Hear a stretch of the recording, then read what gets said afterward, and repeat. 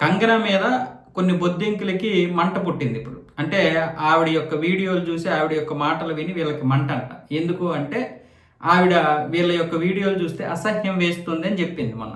అసహ్యం అంటే బొద్దింకులు అసహ్యంగా ఉంటాయి కదా, అందుకని కాదు.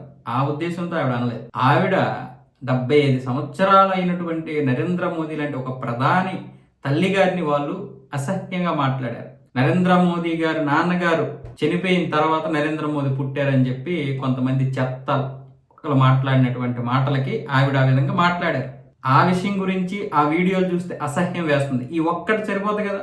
సరే, నరేంద్ర మోదీ గారి యొక్క ఫోటో పెట్టి ఈ 56 ఇంచీలు అని చెప్పి బ్రాలు పెట్టడం, ఇంకా దారుణంగా బూతులు మాట్లాడడం, ఇవన్నీ కూడా చేశారు.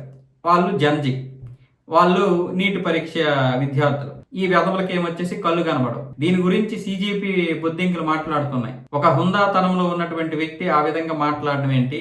ఆవిడ మాటల్ని బీజేపీ పట్టించుకోదు. ఇలాంటి మాటలు మాట్లాడి రెచ్చగొడుతున్నారని చెప్పి ఆవిడ అసలు మాటలు ఆ విధంగా ఎలా మాట్లాడగలుగుతుందో మాకు అర్థం కాలేదు.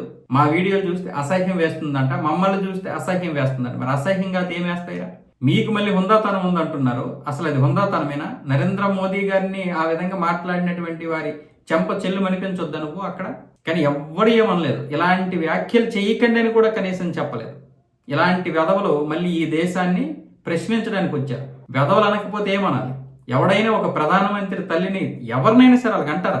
అలాంటిది మన దేశాన్ని పరిపాలిస్తున్నటువంటి వారు. నీకు నచ్చకపోతే విమర్శించండి, తప్పేముంది? ప్రభుత్వాలు ఎప్పుడు వస్తుంటాయి పోతుంటాయి.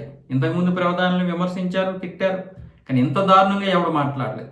బహుశా నరేంద్ర మోదీని తిట్టిన తిట్లు ఇంకే ప్రధానికి తిట్టలేదు. అలాంటి వెధవలు, అలాంటి రౌడీలు, గోండాలు, చెత్తల కొడకలు వచ్చారు ఇక్కడికి. అందరి తాట తీయకపోతే ఏం చేస్తారు?